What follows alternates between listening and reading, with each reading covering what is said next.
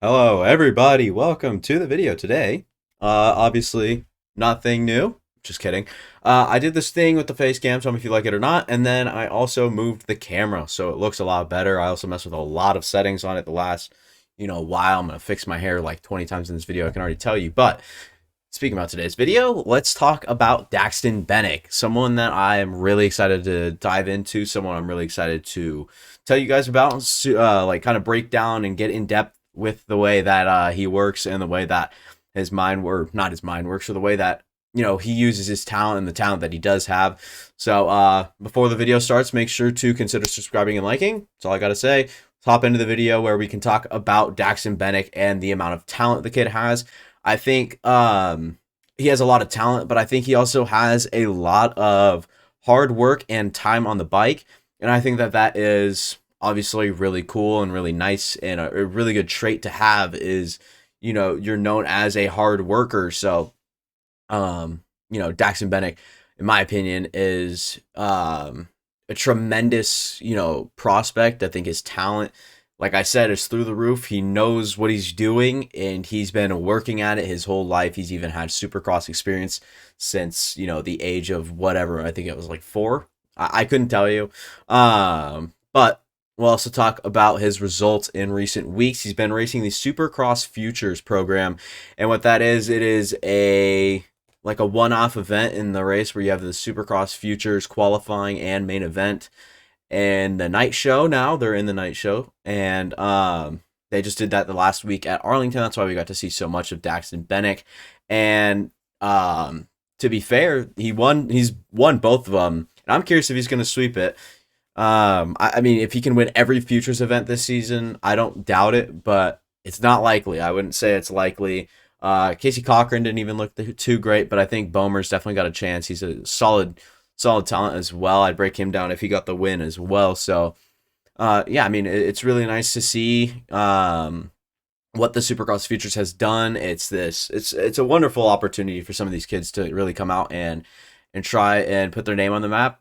And I think Bennick is very much doing so, even though he's already locked up on a factory ride. So obviously the other teams are a bit bummed that they lost both Deegan and Bennick now. So despite on how good Bennick really looks, I think other teams would have been, charging money for, or I guess giving out money basically to a guy like Daxton Bennick after this last week at Futures. He was really good.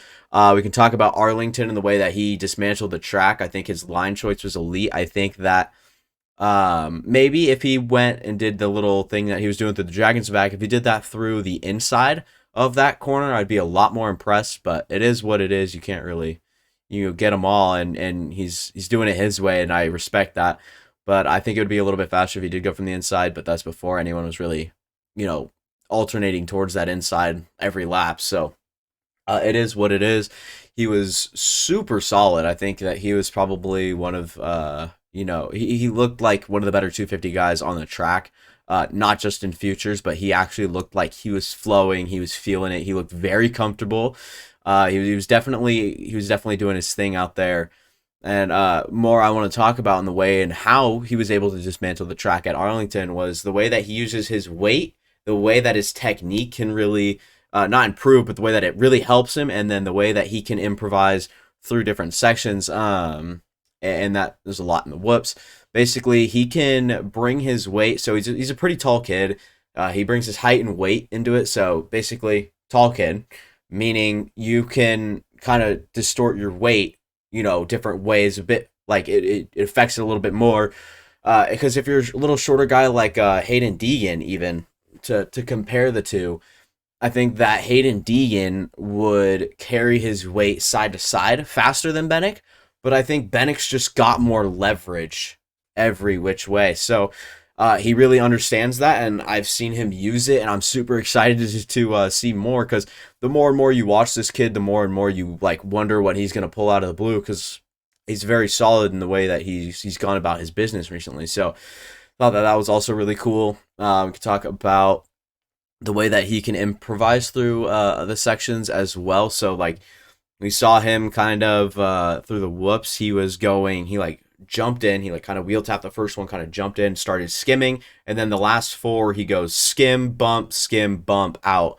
I thought that that was really cool to see that he was clicking that much, and obviously these were a little bit easier whoops, but it was still cool to see that he was doing exceptional, especially in these sections, and especially the whoops is where his improvisation is that, I think that's the word. Yeah, I mean, I think that he really showed a lot, and I'm excited to see more. Like I've always said, or like I've already said. Another thing I do want to do is compare him and Deegan to each other. I think that long term, these kids are going to be studs in the sport for a long time.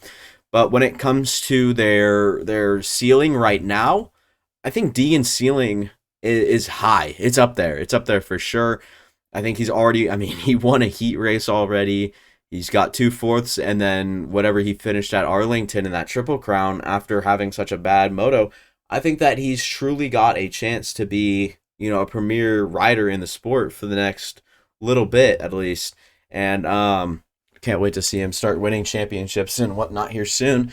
And I think Bennick's on the fast track to doing that as well. Bennick has showed a lot, but I think Haiden Deegan's ceiling is not as high as Daxton Bennick. I know that might sound a little bit crazy. You guys might be hating on this a little bit, but I think all around, I think Bennick, if he does the right things every day for the next decade, honestly, I think that he can reach the tippity top, and that tippity top is a little bit higher than Haiden Deegan's. I'm not saying it is literally gapped. I'm not saying that Bennick's gonna be a 4-time champion while Haiden Deegan's gonna be struggling. I'm not saying that at all. I'm saying that they're both probably going to be really, really good riders.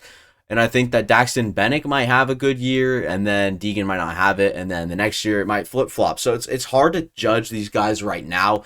Bennick is born 2 months before me, and I'm 16 at the moment. I mean, he just turned 17, Bennick, and I'm about to as well. So I mean, you look around and you're definitely curious what is going on with how young the sport has gotten. And you have so many other guys that are carrying this sport and the future of it. And I just can't wait to see more of these guys. I mean, Jet Reynolds, we haven't seen ride yet, but I haven't seen the way he rides. I haven't. So I couldn't tell you guys if he's a talent or not. But my personal breakdown of the whole thing, you've got some young riders. The sport cannot mess up anytime soon. I think you can't afford to change anything right now. I think the sport's growing so great as is, and I can't wait to see it grow even more. That'll be all for me. Hopefully you guys did enjoy the video. A little glimpse into my thoughts, and getting a little bit more in depth with Daxton Bennick and the way that he rides. It's just incredible prospect, and I cannot wait to see what this man can do in the future. I'll see you guys next time.